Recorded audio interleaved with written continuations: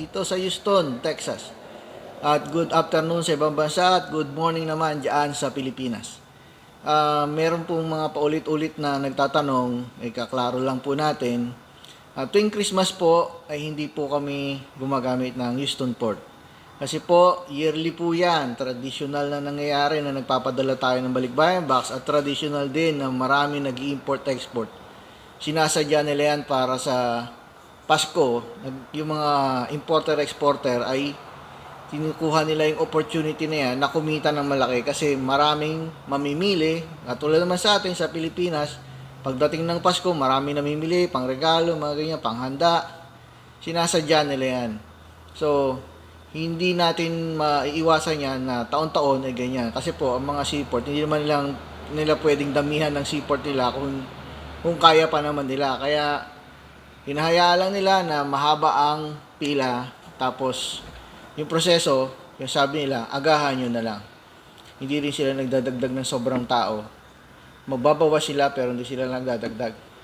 Ngayon, itong mga paulit-ulit po na nagtatanong kung apektado ba tayo nitong strike na mangyayari na ina-announce nila sa October 2. So, kung mangyari man yan, hindi pa rin tayo apektado dahil ang sinabi nila, East Coast tsaka Gulf Coast. Ang Gulf Coast is Texas po, yung ginagamit yan. Ang East Coast yung mga New Jersey, New York, Florida, yung mga yan. Hindi po tayo madadamay. Although, alam naman natin na port congested na ang Houston, port congested din ang California. So, mas makakaiwas tayo doon sa strike na yon, hindi tayo madadamay. At mangyayari naman dahil alam ng mga barko na magkakaroon ng strike, pupunta lahat sila ngayon sa California. Doon sila mag-unload. Tapos mas mahal na po ang magiging presyuhan ng mga commodity natin kapag nangyari yon. Kasi mangyayari, short na tayo dito sa Texas ng mga supply na ini-import pati sa East Coast. So, mangyayari kung bukas ang California, lahat ay doon dadaan ng mga importer at exporter papunta din yung nagdadala ng commodity dito sa Amerika. So, ang sa atin lang, ang kalaban lang natin ay port congestion. Yearly naman na yon, alam naman na natin. Huwag yung mga baguhan po, kung late na po kayo nagpadala, alamin nyo na po na talagang ganyan kapag sa seaport. Talagang ganyan kapag barko ang ginagamit mo, pag sea cargo, paulit-ulit namin sinasabi yan taon-taon, agahan mo magpadala, kaya June pa lang nagsasabi na kami na sa July mag-prepare na kayo yung para sa Mindanao. Sa Visayas, August pa lang mag-prepare na kayo para ma-ship na ng August yan. September, yung mga Luzon po. Pero mga inter-island, ganun din po yun sa August yan. Ngayong October, may mga chance na nakakarating pa ng Pasko. Yung iba naman, New Year na nakakarating. Kasi depende kung medyo lumuwag na dahil natapos na yung tapos nga yung nag-rush na mga nag-i-import. So kailangan mahabol din natin 'yon. Sa atin kasi wala tayong masyado naging problema eh. Pagdating sa Pilipinas, paglapag sa warehouse, boom boom boom boom, deliver and deliver. Kaya minsan yung mga nagko-complain, hindi pa daw nila nakikita sa tracking online na dumating na pero dinideliver na. Actually kasi yung nag-encode kasama na minsan sa mag-deliver o naglo-load sa truck. At hindi na niya na update sa online. Ginagawa na lang, dinideliver na. Kaya makikita nyo, delivered pero ang update late na. Sinabi nangyari, dumating ng 27 naglagay sa online na dumating ng 26 sa door na deliver. Yan po yung nangyayari.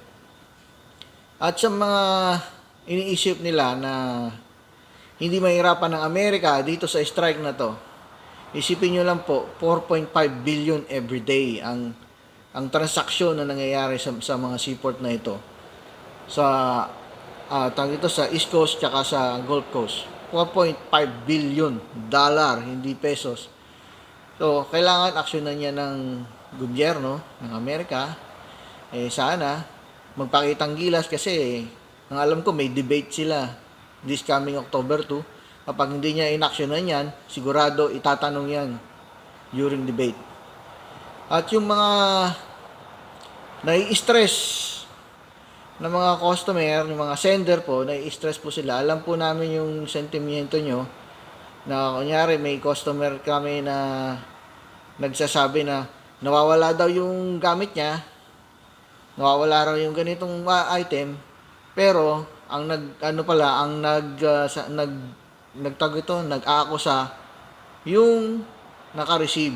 Gusto lang yata ng dagdag, gusto lang yata ng maglambing, pero hindi nila naiintindihan yung epekto noon doon sa sender. Kasi nai-stress siya. Una, bakit hindi siya mai-stress? Kasi pag diniliver po yan, sasabihin ng delivery team, inspekin nyo na po yung box. Pinicturean namin yan, inspekin nyo po yung box bago nyo pirmahan. Kasi kapag pinirmahan mo na po yan, sa lahat po ng cargo company, kapag pinirmahan mo na yan, nakalagay doon na intact yung box at wala ka ng complaint. Good condition yun. Ibig sabihin, tanggap mo siya na yun. So, mas maganda sa mga consignee, huwag kayong magbibiro ng ganun kasi stress yung mga sender. Tapos lately sasabihin nyo, ay, andito pala.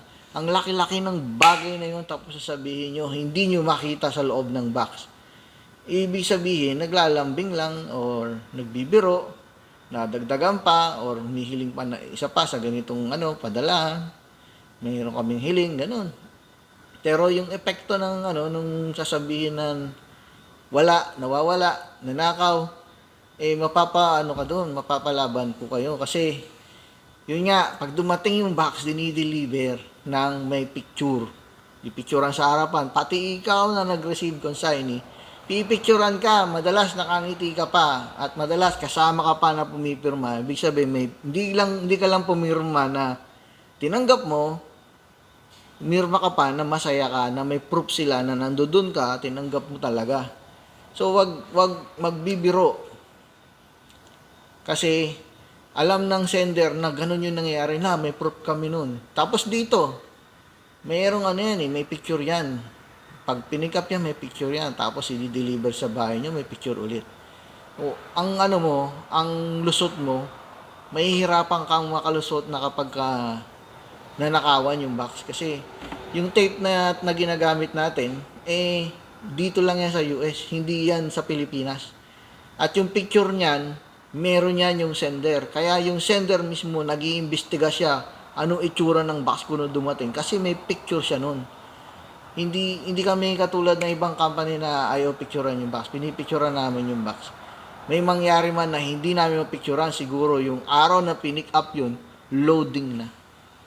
Hindi na nasikaso yung kasi nga, late na. Dumating yung box mo, naglo-load na. Alangan, picture-picturean pa tapos iiwanan. Hindi ganun. Kailangan isama na siya. Ganon din naman yung pagdating sa Pilipinas, pipicturean din yun eh. Pero, kung may seal na ng company na DuPont, wala na, hindi na po mababago yun. Final na po yun. Maaring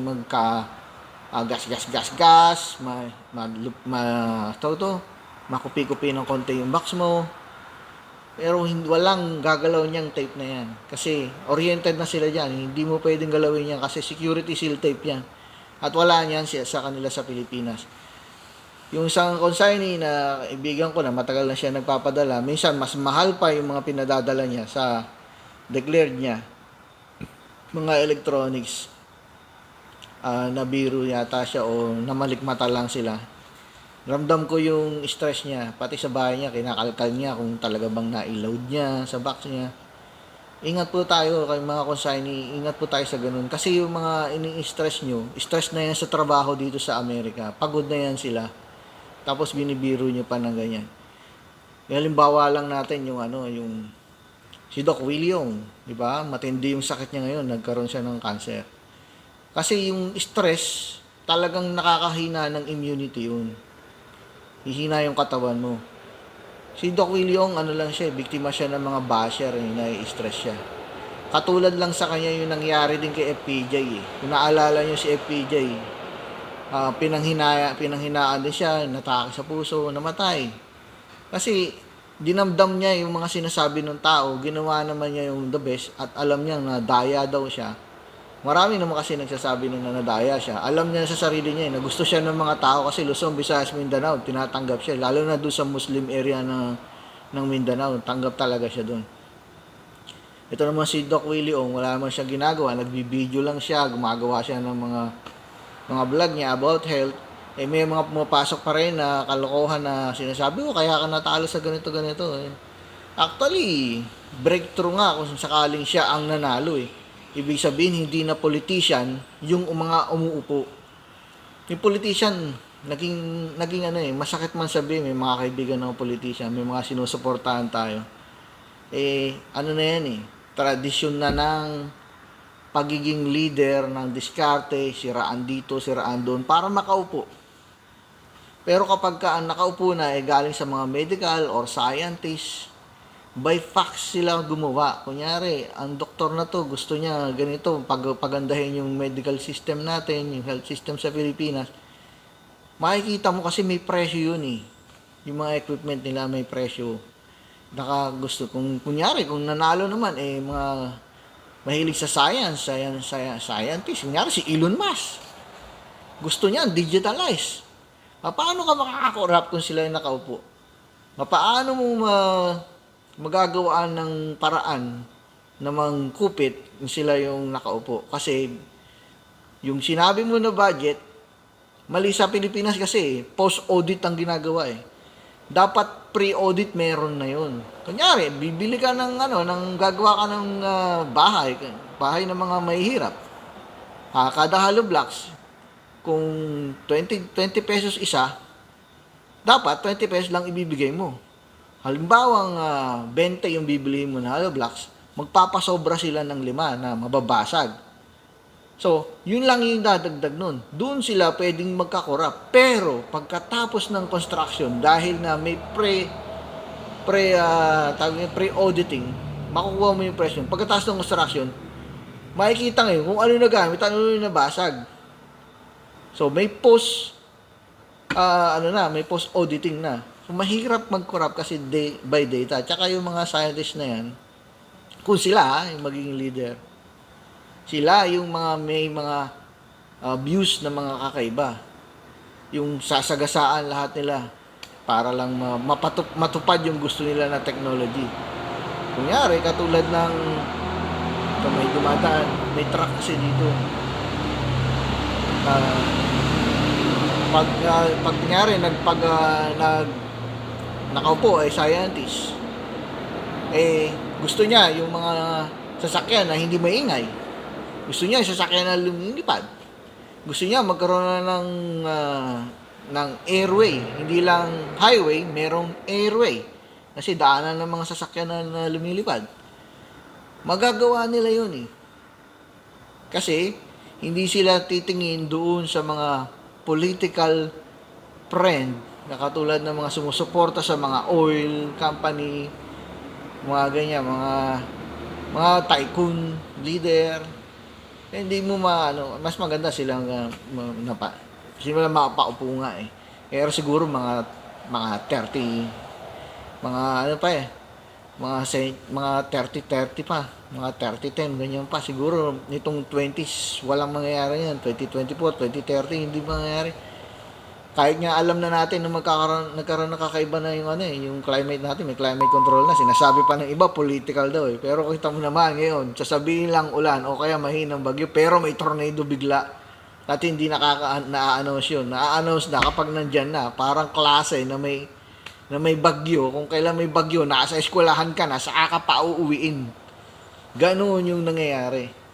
So, nalayo na tayo sa So, walang epekto sa atin yung strike na yun. Ang magiging epekto lang ay yung port congestion, mas madadagdagan sa California port. So, yung iba po na ibang company na gumagamit pa rin po ng Houston, alam na nila yung sinasabi na sa customer na malamang hindi na tayo abot na Pasko kasi port congested ang Houston, dadaan pa yan ng Panama Canal, tapos may dumagdag pa na strike, hihina yung speed nila lalo dahil walang matao. Alam ko magbibigay sila ng kapalit ng mga tao na upo doon nagagawa ng trabaho. Tingin ko yung mga estibador sila yung nag-aayos ng container na sinasaksak eh. So, yun lang po, hindi po tayo apektado. Magsisi po tayo at yung mga ngayong October po, na gustong humabol sa Pasko sa Metro Manila, malamang haabot po yung provincial, malamang hindi.